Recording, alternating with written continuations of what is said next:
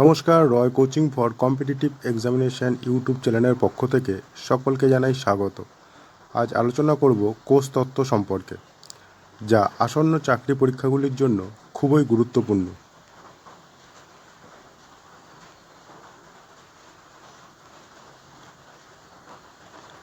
প্রথম প্রশ্ন, কোষ আবিষ্কার করেন কে? যার উত্তর রবার্ট হুক। যে কোষটি ছিল অবশ্যই মৃত কোষ। পরবর্তী প্রশ্ন, জীবদেহের গঠনের ক্ষুদ্রতম একক কী? যার উত্তর কোষ।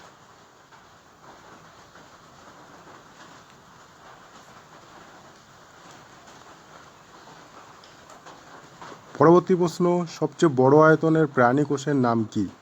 যার উত্তর উট পাখির ডিম। পরবর্তী প্রশ্ন, কোষের মস্তিষ্ক বা ব্রেন বলা হয় কাকে? যার উত্তর নিউক্লিয়াসকে। যার উত্তর কোষের নিউক্লিয়াস।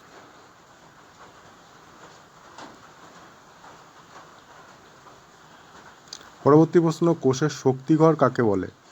যার উত্তর মাইটোকন্ড্রিয়া।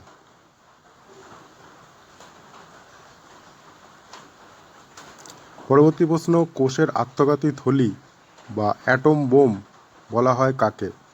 যার উত্তর লাইসোজোমকে।